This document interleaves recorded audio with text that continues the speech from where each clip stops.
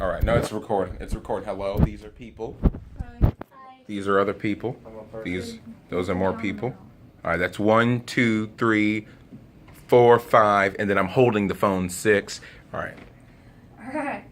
So if you had the choice between choosing to die by fire, drowning, or going to sleep, how would you choose to die?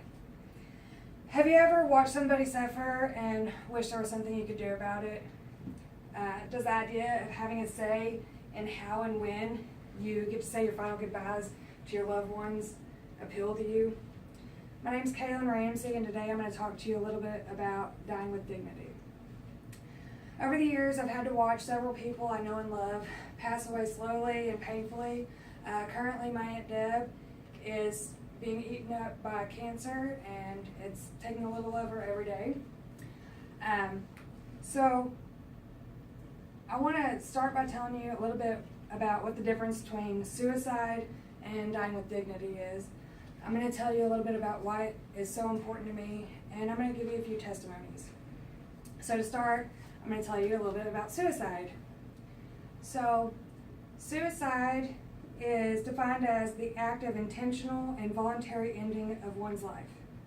Most people who die by suicide suffer from emotional and mental disorders, most likely depression.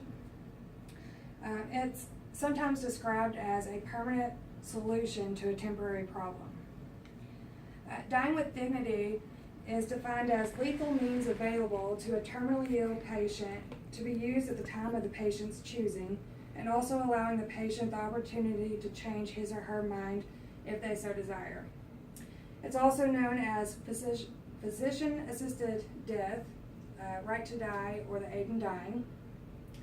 Like most things, and what makes it different from suicide is you have to meet certain criteria. You have to have a 6-month or less prognosis. You have to be a Colorado, California, Oregon, Vermont, or Washington state resident. You must be 18 years of age or older, mentally stable, and have 2 licensed physicians agree. It's hard to watch someone suffer every day, and especially when you know that they wish they had a choice in saying the matter. So why is this so important to me? To start, I worked at a nursing home for 6 years. There was a specific wing to the nursing home that was specifically for patients with Alzheimer's or dementia, which are both terminal illnesses. The hardest part about those diseases is by the time they get to that 6 months, they're not mentally stable enough to even have a choice. So they just have to live with it. Another reason why I care so much is in that nursing home is my cousin Heather. She is 30 years old. She is, and always has been, in a vegetative state, and she suffers from severe scoliosis. She's never had an opinion about anything. She's never made a choice. She's never chosen a favorite color, anything. She's gone her entire life without a voice or a choice in any matters that go on around her.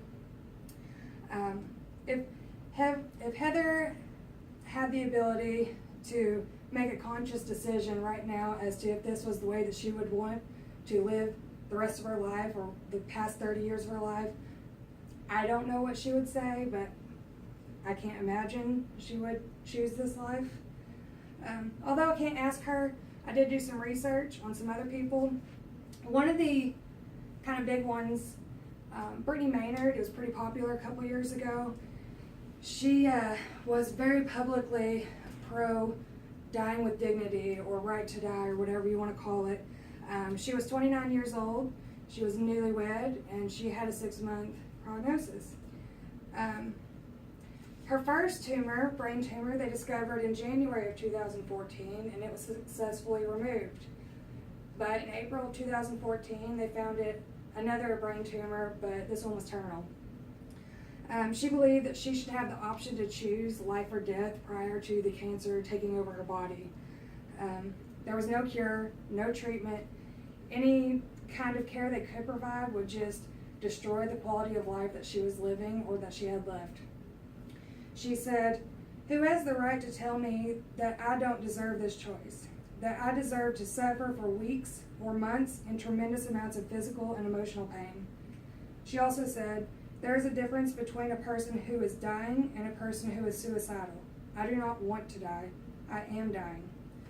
On November 1st, 2014, she took the treatment and passed away.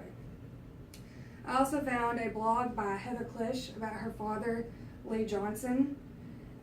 Lee Johnson was luckily an Oregon resident when he found out that he had a less than 6-month prognosis. His daughter was not really on board with it.